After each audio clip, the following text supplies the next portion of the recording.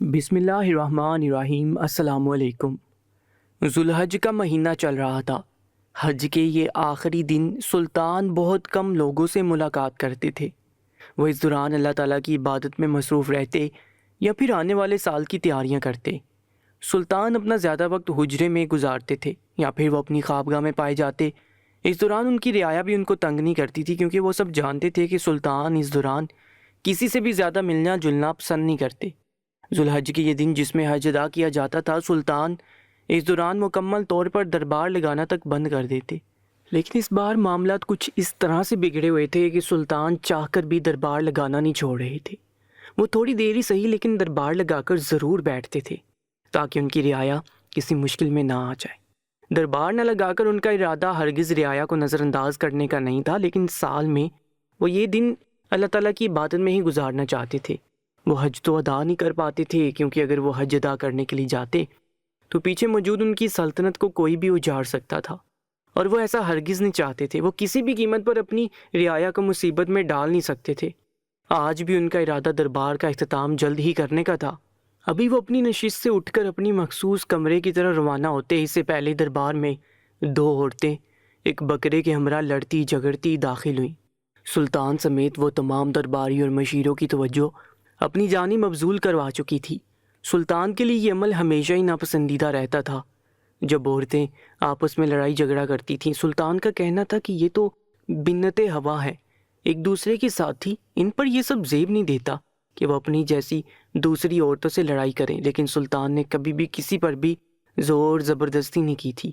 وہ دونوں عورتیں سلطان کی نشست کے عین سامنے کھڑی ہو کر ایک دوسرے کو گالیاں نکالنے لگی تھیں۔ مزید دوسری کچھ کہتی، اس سے پہلے سلطان کی آواز دربار میں گونجی تو وہ دونوں خاموش ہو گئیں۔ ایسا لگتا تھا جیسے محل میں سناٹا چھا گیا ہو۔ سلطان غصے سے دھاڑتے ہوئے کہنے لگے، کیا تم دونوں کو معلوم نہیں کہ ہمارے حکم کی پاسداری نہ کرنے کی کتنی بڑی سزا ہے؟ ہم نے 1000 بار منع کیا، ہمارے سامنے عورتیں لڑائی جھگڑا نہیں کریں گی، اور اگر دو مخالف ہمارے دربار میں آ کر ہم سے شکایت کرنا چاہتے ہیں تو دونوں فاصلہ اختیار کر کے کھڑے ہوں گے۔ لیکن تم دونوں ایک دوسرے سے جڑ کر کھڑی ہو۔ تم لوگ کیا نہیں جانتی ہمارے اصولوں کی نافرمانی کرنے والے کو ہم بہت بری سزا سے نوازتے ہیں؟ جبکہ وہ دونوں ہی سر نفی میں ہلاتے ہوئے کہنے لگی، سلطان معظم معاف کریے گا، بس ایک دوسرے کا چہرہ دیکھ کر ہم دونوں آپا کھو دیتے ہیں۔ ایک عورت تھوڑی سمجھدار تھی، اس لیے مصلحتاً آواز میں بولی۔ سلطان نے سن کر سر اس بات میں ہلایا اور دونوں کو ہی بولنے کا موقع دیا، لیکن وہ دونوں ایک دوسرے کو بولنے کا موقع ہی نہیں دے رہی تھی۔ ایک بول رہی تھی تو دوسری چلا کر اس کو خاموش کروا کر سلطان سے کچھ کہنا چاہتی تھی۔ جب سلطان نے معاملہ بگڑتے ہوئے دیکھا تو ایک بار پھر سلطان دارے تو دونوں خاموش ہو گئیں۔ سلطان نے دونوں میں سے خود ہی ایک کا انتخاب کیا اور بولنے کی اجازت دی تو وہ بڑھائی ہوئی آواز میں کہنے لگی، سلطان معظم کچھ دن ہی رہ گئے ہیں قربانی میں۔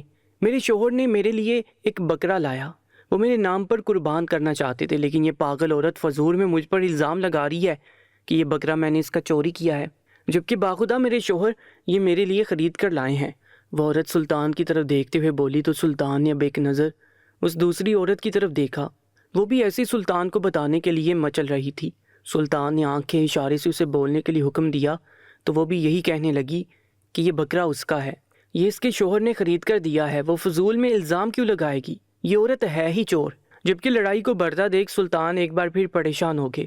وہ دونوں عورتیں کسی کے بھی قابو میں نہیں آ رہی تھی۔ سلطان نے اس بکرے کی جانب دیکھا جو دربار میں کھڑا ہوا تھا۔ ان کے دربار میں سوائے انسانوں کے علاوہ اور کسی مخلوق کو آنے کی اجازت نہیں تھی۔ معاملہ مزید خراب ہوتا اس سے پہلے ہی سلطان نے ان دونوں عورتوں کو واپس بھیج دیا، جبکہ اس بکرے کو ضبط کر لیا گیا، کیونکہ جب تک فیصلہ نہیں ہو جاتا وہ اس بکرے کو کسی کے بھی حوالے نہیں کر سکتے تھے۔ سلطان سمجھ نہیں پا رہے تھے کہ وہ فیصلہ کس کے اختیار میں دیں، کیونکہ دونوں کی آنکھوں میں موجود سچائی یہ بتانے کے لیے کافی تھی کہ وہ دونوں ہی جھوٹ نہیں بول رہی۔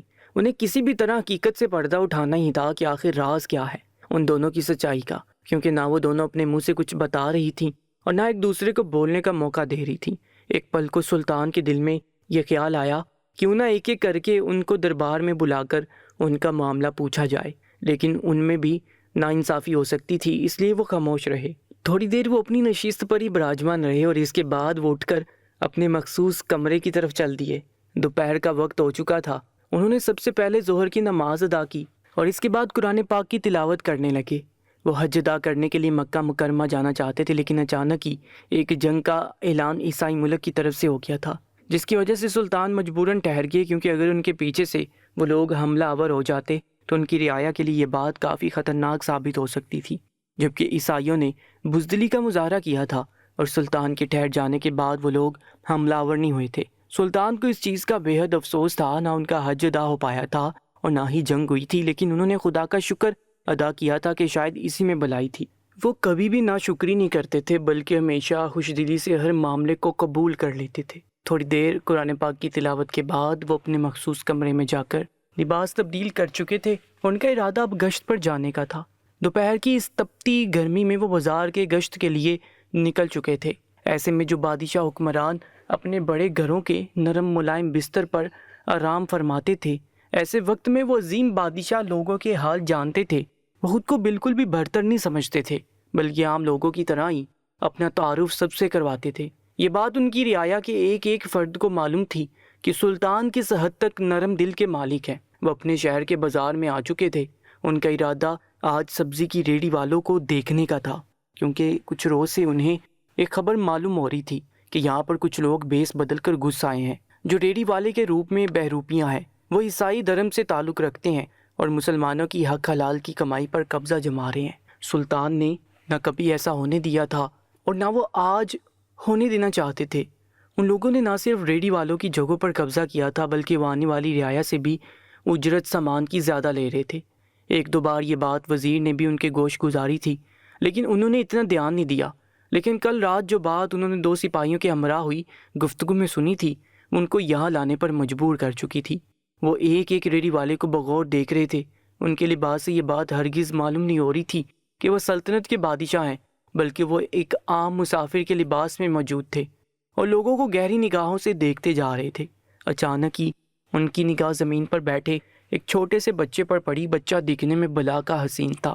اس کی رنگت سرخ سفید تھی، جبکہ بال گنگریالے تھے۔ وہ بچہ دکھنے میں کسی بڑے گھر سے معلوم ہو رہا تھا۔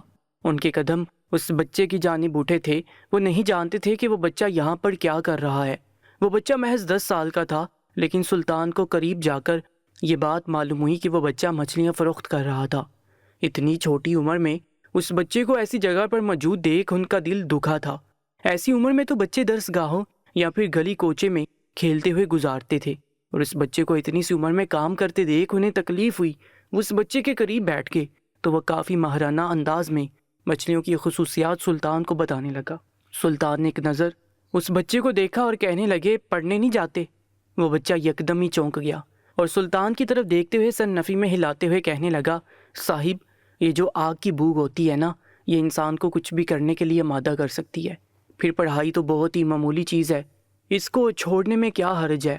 پہلے جاتا تھا لیکن اب نہیں جاتا، کیونکہ ابا کے مر جانے کے بعد ہمارا کوئی دوسرا آسرا نہیں ہے، اس لیے مجھے ہی اپنے گھر کی بھاگ دوڑ سنبھالنی پڑی۔ اگر میں کام نہیں کروں گا تو میری بہنیں اور میری اماں کھانا کہاں سے لائیں گی؟ میرا تو کوئی بڑا بھائی نہیں اور نہ ہی خاندان میں کوئی ایسا شخص ہے جو ہمارا خرچ اٹھائے۔ سلطان نے اس بچے کی بات سنی تو کہنے لگے، اچھا، تمہارے بابا کا انتقال کیسے ہوا؟ انہیں اس بچے میں کافی تجسس محسوس ہو رہا تھا۔ اس کی بات کرنے کا انداز یہ بتانے کے لیے کافی تھا کہ وہ بچہ کافی سمجھدار ہے اور دکھنے میں محض 10 سال کا تھا، لیکن اس کی سمجھ بوجھ اور بات کرنے کا طریقہ کسی بڑے آدمی جیسا تھا۔ شاید حالات نے اس کو اتنی جلدی بڑا کر دیا تھا۔ اس بچے نے ایک نظر سلطان کو دیکھا اور دھیمی آواز میں بڑبڑایا، قتل؟ میرے بابا کا قتل ہوا تھا، لیکن جب میں بڑا ہو جاؤں گا نا تو ان سب ظالموں سے اپنے باپ کے قتل کا حساب لوں گا۔ میں کسی کو نہیں چھوڑوں گا، جس نے میری ماں کو رلایا ان سب کو تباہ کر دوں گا۔ سلطان ایک پل کے لیے تھم سے گئے۔ اس بچے کی آنکھوں میں موجود بغاوت اور لہجے کا سرد پن یہ بتانے کے لیے کافی تھا کہ اس نے بہت سی تکلیف جھیل لی ہے اور اس کے بعد وہ یہاں پر آ کر بیٹھا ہے۔ سلطان نے باری اجرت دے کر اس بچے سے کافی ساری مچھلیاں خرید لی تھیں اور اس کے سر پر شفقت بڑا ہاتھ رکھ کر وہ آگے بڑھ گئے تھے۔ ان کا ارادہ مزید گشت کرنے کا تھا، لیکن اس بچے سے ملاقات کے بعد ان کا دل بالکل اچاٹ سا ہو گیا تھا۔ وہ سیدھا محل لا کر اپنے حجرے میں چلے گئے۔ کافی دیر تک وہ اس لباس میں ہی اللہ تعالیٰ کی عبادت کرتے رہے۔ ان کو کافی وقت ہو چکا تھا، لیکن انہوں نے مصلی نہیں چھوڑا۔ عصر کی نماز کے بعد وہ واپس محل آئے اور وزیر کے ہمراہ اس چھوٹے بچے کے گھر والوں کو دربار میں طلب کیا گیا، جبکہ اس بچے کی اماں اور بڑی بہن کے چہرے کی ہوائیاں اڑی ہوئی تھیں۔ یہ عام بات تھی، اگر سلطان اچانک سے کسی گھرانے کو دربار میں طلب کرتے تھے تب انہیں ایسے ہی لوگ نظر آتے تھے، اس لیے سلطان نے ان کی پریشانی کو کسی خاطر خواہ میں نہیں لیا تھا۔ سلطان نے ان لوگوں کو دیکھ کر مطمئن رہنے کا اشارہ کیا اور ان کی جانب دیکھتے ہوئے سیدھے الفاظوں میں ان کے شوہر کے بارے میں پوچھا۔ پہلے تو وہ عورت سلطان کو یہ معاملہ بتانے نہیں چاہتی تھی، بلکہ وہ یہاں سے جانا چاہتی تھی، لیکن سلطان کے حکم کی پاسداری اسے ہر حال میں کرنی تھی، کیونکہ وہ جانتی تھی کہ جو شخص سلطان کی بات کی نافرمانی کرتا تھا، اس کے بعد سلطان اس کے لیے جو سزا منتخب کرتے تھے وہ اس کی برداشت سے باہر ہوتی تھی۔ وہ عورت نیچے نظریں چکائے کہنے لگی، سلطان محترم، بات کچھ سال پہلے کی ہے۔ میری شادی میرے ماں باپ کی مرضی کے خلاف ہوئی تھی، کیونکہ میں وقاص بنت غفور کو پسند کرتی تھی اور وہ بھی مجھے پسند کرتے تھے۔ ان سے میں نے پہلے بھی کہا تھا کہ آپ میرے لیے رشتہ لے آئیں، نہیں تو میرے خاندان والے میری شادی کسی اور سے طے کر دیں گے، لیکن انہوں نے میری ایک بات نہیں سنی اور زبردستی مجھ سے نکاح کر لیا۔ میرے ماں باپ جب مجھے لینے کے لیے آئے تو انہوں نے صاف کہہ دیا کہ اگر تم ان لوگوں کے ساتھ گئی تو میں تمہیں طلاق دے دوں گا۔ یہ سن کر میں خوفزدہ ہو گئی تھی اور میں نے اپنے ماں باپ کو لوٹا دیا تھا، لیکن میں نہیں جانتی تھی یہی میری سب سے بڑی خطا ہے، کیونکہ میرے شوہر کافی ظالم انسان نکلے تھے۔ انہوں نے مجھے 2 بیٹیاں اور ایک بیٹے سے نوازا تھا، لیکن اس کے باوجود بھی میرے شوہر خوش نہیں تھے، کیونکہ وہ ان بیٹیوں کے علاوہ بھی بیٹے ہی چاہتے تھے۔ لیکن قدرت کو جو منظور، وقت تیزی سے گزر رہا تھا اور میں اور میرے شوہر سب سے الگ ایک اکیلے گھر میں رہتے تھے، لیکن یہ چیز میرے سسرال والوں کو بالکل برداشت نہیں تھی۔ وہ آئے دن کبھی مجھے دھمکیاں دیتے تھے یا پھر کبھی میری اولاد کو تکلیف دیتے تھے۔ جب میں نے یہ بات اپنے شوہر کو بتائی تو وہ اپنے گھر گئے اور ان لوگوں کو کھڑی کھوٹی سنائی، لیکن وہ نہیں جانتے تھے کہ معاملہ اتنا بگڑ جائے گا کہ ان کے اپنے ہی ان کا قتل کر دیں گے۔ ان کے بابا نے میرے شوہر کے جسم کے آر پار تلوار کر دی تھی، جس کی وجہ سے وہ وہیں موقع پر ہی موت کی نیند سو گئے۔ یہ واقعہ زیادہ پرانا نہیں، بس کچھ ماہ کا پہلے کا ہے۔ میری عدت مکمل ہوتے ہی میرا چھوٹا بیٹا کام کے سلسلے میں باہر چلا گیا، کیونکہ گھر میں فاقے ہونے لگے اور ایک بھائی اپنی بہنوں کو ایسے بلکتا تڑپتا کبھی نہیں دیکھ سکتا۔ میں نے بہت سمجھانا چاہا، لیکن اس نے میری ایک بات نہیں سنی اور مچھلیاں فروخت کرنے لگا۔ اب اس نے کافی اچھا کام کر لیا، وہ بازار میں ہی بیٹھ کر لوگوں میں مچھلیاں فروخت کرتا ہے۔ وہ ہے تو صرف 10 سال کا، لیکن اس کی سمجھ بوجھ کافی بڑے انسانوں والی ہے۔ وہ بالکل بھی اپنے باپ جیسا نہیں ہے، بلکہ وہ بہت اچھا ہے۔ میرا بیٹا سب سے الگ ہے، وہ بہت نیک انسان ہے۔ اللہ میرے بچے کو لمبی زندگی دے۔ وہ عورت روتے ہوئے ایک ہی بات کی گردان کر رہی تھی، جبکہ سلطان کی سوچوں کا مرکز اس عورت کا سسرال تھا، یعنی وہاں پر کوئی ایسا راز دفن تھا جس سے یہ بات معلوم ہونی تھی کہ اس آدمی کا قتل کس وجہ سے کیا گیا تھا۔ یہ عورت تو بس محض ایک شک کی بنیاد پر یہ بات کہہ رہی تھی کہ اس کا قتل اس لیے کیا گیا، لیکن سلطان اس آدمی کے کردار کے بارے میں سن کر تھوڑا مشکوک ہو گئے تھے۔ انہوں نے اس عورت کو وہاں سے بھیج دیا تھا اور رات میں بیس بدل کر اس گھر کی طرف روانہ ہو گئے تھے جہاں پر اس عورت کا سسرال رہائش پذیر تھا۔ وہ گھر نہیں بلکہ کوئی حویلی تھی جہاں پر بہت سے لوگ ایک ساتھ اکٹھا رہتے تھے، لیکن وہاں جا کر جو سچ ان پر کھلا وہ ان کو ہلا چکا تھا۔ انہیں سمجھ نہیں آ رہا تھا جو وہ دیکھ رہے ہیں وہ سب حقیقت ہے، کیونکہ وہ یہاں پر آئے تو اس 10 سال کے بچے کا مسئلہ حل کرنے تھے، لیکن یہاں پر تو ان کا پرانا کیس، یعنی وہی عورتیں موجود تھیں جو دونوں ایک دوسرے سے ہنس ہنس کر باتیں کر رہی تھیں اور ایک ساتھ بیٹھی ہوئی تھیں، اور اس دن دربار میں ایک دوسرے کو کاٹ کھانے کے لیے دوڑ رہی تھیں۔ رات کی اس پہر ان دونوں کو ایک ساتھ دیکھنا اور اس کے بعد ہنسنا مسکرانا سلطان کو مشکوک کر گیا تھا، لیکن جیسے ہی ان کی نگاہ دوسری طرف گئی تو وہ معاملہ سمجھ گئے، یعنی کل دربار میں ایک دنگل ہونا تھا جس کے لیے سلطان پوری طرح تیار تھے۔ انہوں نے سوچ لیا تھا کہ ان عورتوں کو کیا سزا دینی ہے، جبکہ وہ کوئی بہت بڑا گھر تھا۔ سلطان دوسری طرف نکل گئے کیونکہ وہ اس بچے کا معاملہ دیکھنے کے لیے یہاں پر آئے تھے، لیکن وہ ابھی ایک اور کمرے کے پاس سے گزرتے کہ اچانک ہی انہیں ایک مردانہ آواز آئی۔ وہ اپنے بیٹے کے بارے میں بات کر رہے تھے۔ سلطان دروازے کے پاس ہی رک کر اس آدمی کی گفتگو کو ملاحظہ کرنے لگے، اور جیسے جیسے اس آدمی کے نادر خیالات سلطان کے کانوں میں پڑے وہ غصے سے لال سرخ ہو گئے۔ ان کا بس نہیں چل رہا تھا کہ وہ اندر جائیں اور اس بوڑھے آدمی کا قتل کر دیں، لیکن ابھی فی الحال کے لیے انہوں نے ضبط سے کام لیا اور محل روانہ ہو گئے۔ ان کی دوپہر اور رات کا گشت بالکل بھی بیکار نہیں گیا تھا، بلکہ 2 اتنے بڑے مسائل حل ہو چکے تھے جس کا حل نکالنا سلطان کے لیے بہت بڑا مسئلہ بن چکا تھا۔ اگلے دن سلطان نے اپنے سپاہیوں کے ذریعے سب سے پہلے ان دونوں عورتوں کو دربار میں طلب کیا جن کا بکرا ان کے پاس موجود تھا، لیکن وہ دونوں عورتیں آج ایک بار پھر ایک دوسرے کو کاٹ کھانے کے لیے دوڑ رہی تھی، جبکہ رات میں وہ ایک دوسرے سے ہنس رہی تھی۔ یہ منظر سلطان کی آنکھوں میں یکدم ہی لہرایا تھا۔ لیکن جب وہ دوسری طرف دیکھتے تو انہیں کہانی سمجھ آ رہی تھی۔ اس بکرے کو دوبارہ سے دربار میں طلب کر لیا گیا تھا۔ وہ دونوں عورتیں اس بکرے کو دیکھ چیل کی طرح اس پر جھپٹی تھیں، لیکن سلطان کے فوراً اشارہ کرنے پر سپاہیوں نے ان دونوں کو بکرے سے دور کر دیا تھا۔ سلطان نے ان عورتوں کی جانب دیکھا، کہنے لگے اگر تم دونوں چاہتی ہو کہ یہ بکرا تمہیں مل جائے تو جو فیصلہ ہم تم لوگوں کے حق میں کریں گے وہ تم دونوں عورتوں کو ماننا پڑے گا، نہیں تو تمہارا شوہر تم پر حرام کر دیا جائے گا۔ یہ سن کر وہ عورتیں کہنے لگی سلطان معظم، بھلا یہ کیا بات ہوئی؟ بکرے سے ہمارے شوہر کا کیا تعلق؟ یہی بات دربار میں موجود ہر ایک انسان کے دماغ میں چل رہی تھی، لیکن سلطان کچھ اور ہی سوچے بیٹھے تھے۔ سلطان نے گرجدار آواز میں دونوں کو خاموش رہنے کا حکم دیا اور ایک بار پھر اپنی بات پر زور دینے لگے تو وہ دونوں مان گئی۔ سلطان نے ایک نظر سپاہی کو دیکھا اور کہنے لگے اس بکرے کو آگے لایا جائے، اور ان عورتوں کو بھی اس بکرے کے منہ کے عین سامنے کھڑا کر دیا اور اپنی نشست سے نیچے اتر کر ان عورتوں کی جانب دیکھتے ہوئے کہنے لگے اپنی ایک ٹانگ اٹھاؤ اور اس بکرے کے منہ پر مارو۔ اگر یہ بکرا تم دونوں میں سے جس کی یہ حرکت برداشت کر لیتا ہے تو یعنی یہ بکرا اس کا ہوا، لیکن اگر اس نے تم دونوں کی یہ حرکت برداشت نہیں کی تو پھر ہم تم دونوں کے شوہروں کو بلا کر ان کو یہ تاکید کریں گے کہ تمہیں طلاق دے دی جائے اور یہ بکرا بھی ہم ضبط کر لیں گے۔ جبکہ وہ عورتیں سلطان کو حیران ہو کر دیکھ رہی تھی کہ یہ کیسا فیصلہ ہے۔ ان میں سے ایک عورت جو کافی سمجھدار تھی وہ سلطان کی جانب دیکھتے ہوئے کہنے لگی سلطان معظم، یہ تو ایک بے زبان جانور ہے، اگر ہم اس کو ٹانگ ماریں گے اس کو تکلیف ہوگی، اور ایک بے زبان اور قربانی کے جانور کو ایسی اذیت نہیں دی جاتی۔ وہ عورت یہ بول کر چند پل کے لیے خاموش ہوئی اور تھوڑی دیر بعد سلطان کی جانب دیکھتے ہوئے کہنے لگی میں نہیں چاہتی کہ اس بکرے کو تکلیف ہو، اسی لیے آپ بھلے یہ بکرا اس کو دے دیں، میں اسی چیز میں خوش ہوں۔ جبکہ انہوں نے دوسری عورت کی جانب دیکھا تو وہ بھی سر انکار میں ہلاتے ہوئے کہنے لگی نہیں سلطان معظم، میرا ضمیر بھی مجھے اس چیز کی اجازت نہیں دیتا کہ میں قربانی کے بے زبان جانور کو ٹانگ سے ماروں، میرے لیے یہ بکرا بھی ضروری ہے اور میرا شوہر بھی، میں ایسا کوئی کام نہیں کرنا چاہتی جس سے میرا شوہر مجھ پر حرام کر دیا جائے۔ سلطان نے دونوں کی بات سنی تو دھیما سا مسکرائے اور ان دونوں کی جانب دیکھتے ہوئے کہنے لگے تم دونوں کا آپس میں کیا تعلق ہے؟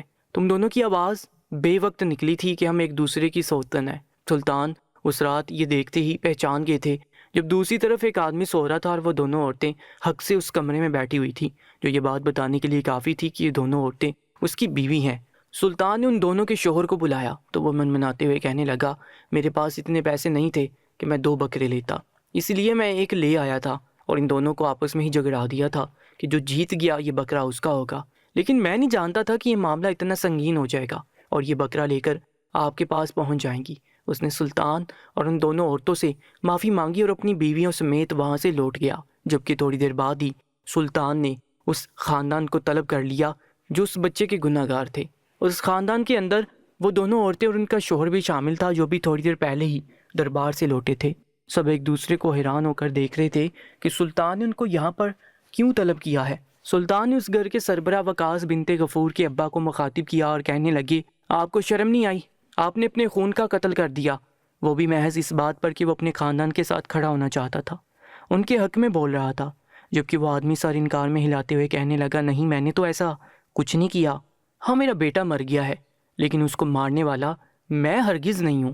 جبکہ سلطان کا خون کھول اٹھا تھا کیونکہ وہ حقیقت سے واقف تھے۔ انہوں نے ایک بار پھر گرجدار آواز میں کہا ہم سے جھوٹ بولنے کی تمہیں قطعاً کوئی ضرورت نہیں ہے، ہم جلدی سے کسی کو بھی معاف کرنے کے عادی نہیں ہیں۔ اگر تم نے جھوٹ کا ساتھ دیا تو یاد رکھنا ہم تمہیں ایسی سزا سے نوازیں گے کہ تمہاری 7 نسلیں کانپ اٹھیں گی، ہم محض تمہاری عمر کا خیال کر رہے ہیں۔ وہ آدمی یہ سننے کے بعد گڑبڑایا، کہنے لگا سلطان معظم میرا بیٹا مرا ضرور ہے لیکن اس کا قاتل میں نہیں ہوں۔ میں نے اپنے بیٹے کو خوب سمجھایا تھا کہ تم گھر واپس آ جاؤ، تمہارا وہاں رہنا ٹھیک نہیں ہے کیونکہ میرے بہت سے دشمن ہیں جس کی وجہ سے مجھے اپنے خاندان کو جوڑ کر اور چھپا کر رکھنا پڑتا ہے۔ لیکن میرا بیٹا یہ سننے کے لیے راضی ہی نہیں ہے، بلکہ اس دن وہ ہمارے گھر آ کر کافی کھڑی کھوٹی سنا کر چلا گیا، لیکن راستے میں ہی میرے کسی دشمن نے اس کو پکڑ کر اس کو قتل کر دیا۔ میری بہو اور اس کے بچے یہ سمجھتے ہیں کہ یہ قتل ہم نے کیا، لیکن باخدا سلطان معظم ہم نے ایسا نہیں کیا۔ سلطان نے یہ سنا تو نفرت سے کہنے لگے ٹھیک ہے مان لیا کہ تم نے اس آدمی کا قتل نہیں کیا، لیکن تم کس دشمنی کی بات کر رہے ہو؟ ایسا تم نے کیا کر دیا جس کی وجہ سے تمہارے اتنے دشمن بن گئے کہ تمہیں اپنی اولادوں کو چھپا کر اس دنیا میں رکھنا پڑ رہا ہے؟ اور اس کے بعد جو بات اس نے سلطان کو بتائی، سلطان کا دل چاہ رہا تھا کہ وہ اس آدمی کو زندہ زمین میں گاڑ دے۔ وہ آدمی کہنے لگا، سلطان معظم میں جانتا ہوں یہ بات سننے کے بعد آپ مجھے معاف نہیں کریں گے، لیکن اگر میں جھوٹ بولتا ہوں تب بھی آپ مجھے نہیں چھوڑیں گے، اس لیے میں سچ بتا دیتا ہوں۔ دراصل میں چھوٹے بچوں کو اغوا کروا کر ایک جگہ جمع کرتا ہوں اور اس کے بعد ان کے ہاتھ پاؤں زبان کاٹ کر ان سے بھیک منگواتا ہوں۔ یہ کام کافی بڑے پیمانے پر کیا جا رہا ہے اور میرے ساتھ ایسے بہت سے لوگ ہیں جو میرے ساتھ ہی ہیں۔ ہم یہ کام کافی سالوں سے کر رہے ہیں، جبکہ میرا بیٹا وقاص ان سب چیزوں کو نہیں مانتا تھا۔ اس کا کہنا تھا کہ یہ گناہ ہے اور وہ اس گناہ میں ملوث نہیں ہونا چاہتا تھا، اس لیے وہ اپنے بچوں اور بیوی کے ساتھ ایک الگ مکان میں رہتا تھا۔ اس رات بھی جب میں نے اسے اتنا سمجھایا تو اس نے مجھے ہی الٹا سنا کر رکھ دی اور وہاں سے چلا گیا۔ میرے کام میں ایک آدمی صدیق بہت مسئلہ کر رہا تھا۔ اس نے میرے بیٹے کو دیکھا تو میرے بیٹے کا قتل کر دیا اور مجھے اس بات کا احساس دلایا کہ جو کام میں کر رہا ہوں وہ کتنا غلط ہے۔ جب لوگوں کی اولاد ان سے جدا ہوتی ہے تو اسے کتنا درد محسوس ہوتا ہے۔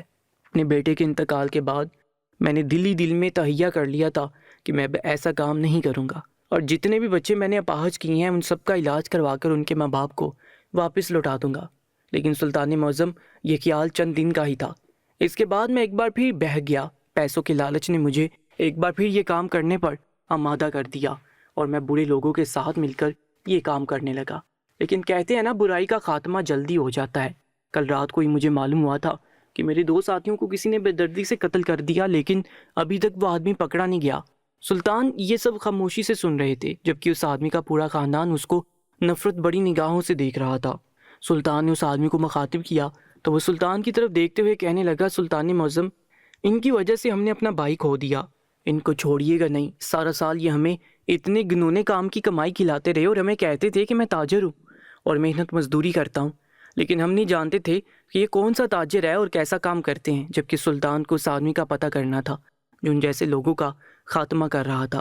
سلطان نے بڑے دربار میں اس آدمی کو قید بمشقت دے دی تھی، جبکہ اس کے پورے خاندان کو باعزت بری کر دیا گیا، اور یہ بات بھی اس 10 سال کے بچے تک پہنچا دی گئی تھی کہ اس کے باپ کے قاتل کوئی اور ہیں، اس کے ددیال والے نہیں۔ اس بچے کے لیے سلطان نے بہت کچھ کیا تھا۔ اس کے خاندان میں وہ ہر ماہ راشن دلواتے، اس بچے کو ایک اچھی درسگاہ میں داخلہ دلوایا، اور جب سلطان نے اس معاملے کی چھان بین کی تو انہیں وہ آدمی معلوم ہو گیا جو اس کام کو روک رہا تھا۔ وہ ایک جان باز انسان تھا، صدیق نامی شخص، جس نے اسے بہت سے برے لوگوں کا خاتمہ کیا تھا اور کافی بہادر تھا۔ سلطان نے اس کو اپنا سپہ سالار قرار دینے کی پیشکش کی تو اس نے رد کر دی، کہنے لگا، میں کسی کے نیچے کام نہیں کر سکتا، میں اپنی زندگی اپنی مرضی کے مطابق گزارنے کا عادی ہوں، میں آپ کے یا پھر کسی کے بھی حکم کی پاسداری نہیں کر سکتا۔ وہ آدمی کافی سادہ لہجے میں بولا تھا، اس کے لہجے میں کوئی سرد پن نہیں تھا۔ ایک پل کو سلطان اس کے انداز کی وجہ سے برا مان گئے، لیکن اس کی کارکردگی کی وجہ سے خاموش ہو گئے۔ انہوں نے اس کو سمجھایا کہ جو کام تم کر رہے ہو وہ قانون کے خلاف ہے، لیکن اس نے کہہ دیا کہ وہ موت سے نہیں ڈرتا، اگر وہ غلط ہے تو اسے پکڑ کر بڑے سلاخوں کے پیچھے ڈال دیا جائے، اس کو کوئی فرق نہیں پڑے گا۔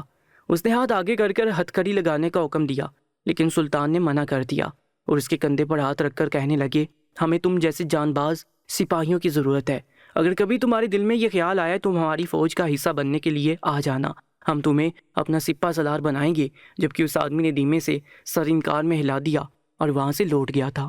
روزانہ ایک نئی سچی کہانی کے لیے چینل کو سبسکرائب کر کے ساتھ موجود بیل آئکن پر بھی کلک کر لیجیے گا تاکہ ہماری تمام نئی ویڈیوز آپ کو سب سے پہلے ملتی رہیں۔